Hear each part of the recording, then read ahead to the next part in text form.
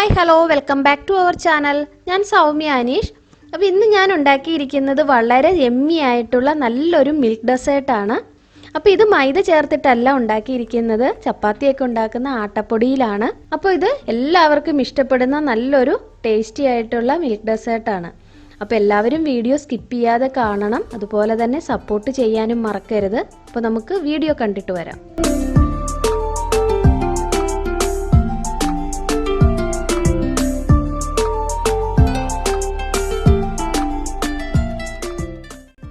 അപ്പോൾ നമുക്ക് ഉണ്ടാക്കാൻ തുടങ്ങാം. അപ്പോൾ അതിന് വേണ്ടിയിട്ട് ഞാനിവിടെ ഒരു പാൻ ചൂടാകാൻ വെച്ചിട്ടുണ്ട്. അപ്പോൾ നന്നായിട്ട് ചൂടായിട്ടുണ്ട്. ഇതിലേക്ക് കുറച്ച് ബട്ടർ ഇട്ട് കൊടുക്കുക. ഇതൊന്ന് നന്നായിട്ട് മെൽറ്റ് ആകട്ടെ. ഫ്ലെയിം സിമ്മിലാക്കി വെച്ചിട്ട് വേണം. അപ്പോൾ ബട്ടർ നന്നായിട്ട് മെൽറ്റ് ആയിട്ടുണ്ട്. അപ്പോൾ ഇനി ഇതിലേക്ക് 1 കപ്പ് ആട്ടപ്പൊടി ചേർത്ത് കൊടുക്കാം. അപ്പോൾ മൈദ വേണമെങ്കിൽ അത് ചേർക്കാം കേട്ടോ. അപ്പോൾ ഞാനിവിടെ ആട്ടയാണ് എടുത്തിരിക്കുന്നത്, അത് ഇതിലേക്ക് ചേർത്ത് കൊടുക്കാം.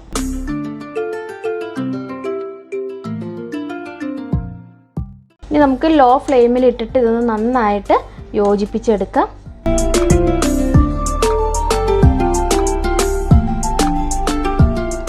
അപ്പോൾ ഇത് നന്നായിട്ട് യോജിപ്പിച്ചെടുത്തിട്ടുണ്ട്. അപ്പോൾ ഇതിൻ്റെ കൂടെ തന്നെ ഒരു 2 ടീസ്പൂൺ പാൽപ്പൊടി കൂടി ചേർക്കുന്നുണ്ട്. അപ്പോൾ ഇത് കയ്യിലുണ്ടെങ്കിൽ മാത്രം ചേർത്താൽ മതി, ഓപ്ഷണലാണ്.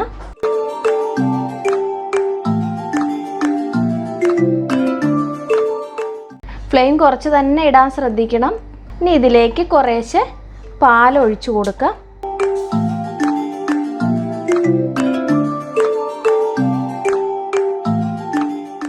ഇപ്പം നന്നായിട്ട് കട്ടയൊന്നും ഇല്ലാതെ യോജിപ്പിച്ചെടുത്തിട്ടുണ്ട്. കുറേശ്ശെ പാൽ ആദ്യമേ ഒഴിച്ചു കൊടുക്കണം. ഒന്നിച്ച് ഒഴിച്ചു കൊടുത്തിട്ടുണ്ടെങ്കിൽ പെട്ടെന്ന് കട്ട കെട്ടിപ്പോകും. പിന്നെ ഇതിലേക്ക് പഞ്ചസാര ചേർത്ത് കൊടുക്കാം. കൈ എടുക്കാതെ ഇളക്കിക്കൊണ്ടിരിക്കണം, അടുക്കി പിടിക്കാൻ ചാൻസ് ഉണ്ട്. അപ്പം മധുരം കുറവാണെങ്കിൽ കുറച്ചുകൂടി ചേർത്ത് കൊടുത്താൽ മതി. അപ്പം ഞാനിവിടെ ചെറിയൊരു കപ്പിന് 1 കപ്പ് ആട്ടപ്പൊടിയും 3/4 കപ്പ് പാലും കൂടി ചേർത്തിട്ടുണ്ട്. അതുപോലെ ആ സെയിം കപ്പിന് തന്നെ 1 കപ്പ് പഞ്ചസാര കൂടിയാണ് ചേർത്തിരിക്കുന്നത്. ഫ്ലെയിം സിമ്മിൽ വെക്കാൻ മറക്കരുത്. ആട്ടപ്പൊടി ആയതുകൊണ്ട് പെട്ടെന്ന് തന്നെ കട്ട പിടിക്കും. ഇപ്പോൾ നമുക്ക് ഒട്ടും കട്ടയില്ലാതെയാണ് കിട്ടിയിരിക്കുന്നത്. കൈ എടുക്കാതെ തന്നെ ഇളക്കിക്കൊണ്ടിരിക്കണം, കുറച്ചുകൂടി കുറുകി കിട്ടാനുണ്ട്.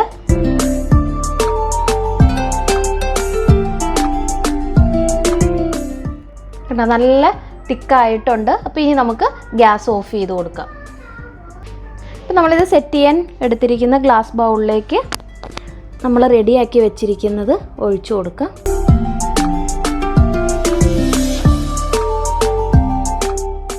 പിന്നെ ഇത് നന്നായിട്ട് സെറ്റാകണ്ടേ, അപ്പോൾ അതിന് വേണ്ടിയിട്ട് നമുക്ക് ഫ്രിഡ്ജിലേക്ക് മാറ്റാം. പിന്നെ ഒരു ഗ്ലാസ്സിലേക്ക് 1 ടീസ്പൂൺ കോൺഫ്ലവർ ചേർത്ത് കൊടുക്കാം. നമുക്കിതൊന്ന് കലക്കിയെടുക്കുന്നതിന് ആവശ്യമായ വെള്ളവും കൂടി ഒഴിച്ചു കൊടുക്കാം. അപ്പോൾ അതൊന്നും കട്ടയൊന്നും ഇല്ലാതെ നന്നായിട്ട് തന്നെ കലക്കിയെടുക്കാം.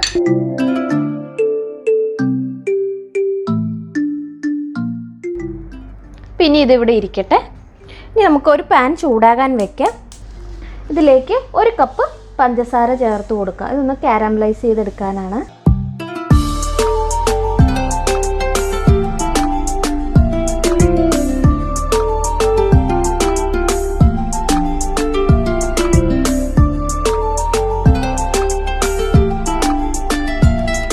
ഇതിലേക്ക് കുറച്ച് വെള്ളം ആഡ് ചെയ്ത് കൊടുക്കാം.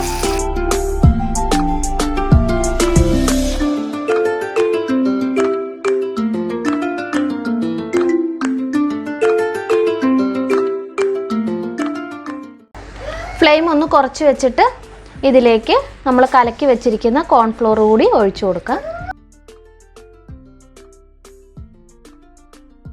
പിന്നെ നമുക്ക് ഗ്യാസ് ഓഫ് ചെയ്ത് കൊടുക്കാം. ഫ്രിഡ്ജിൽ നിന്നുള്ളത് എടുത്തിട്ട് വരാം.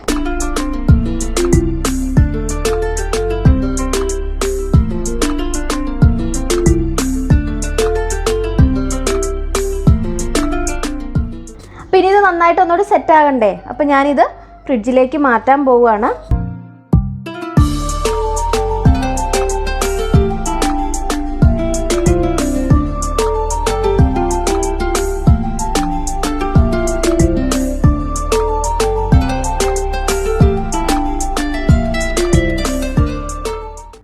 നല്ല അടിപൊളിയായിട്ടുണ്ട്, നല്ല സോഫ്റ്റാണ്. അപ്പോൾ ഞാനിതൊന്ന് ടേസ്റ്റ് ചെയ്ത് നോക്കട്ടെ.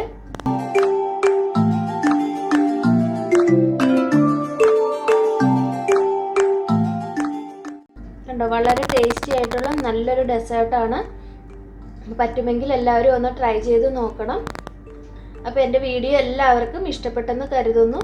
അപ്പോൾ ഇനിയും ഇതുപോലുള്ള നല്ലൊരു റെസിപ്പിയുമായിട്ട് നമുക്ക് വീണ്ടും കാണാം. അതുവരേക്കും ബൈ ബൈ, ടേക്ക് കെയർ.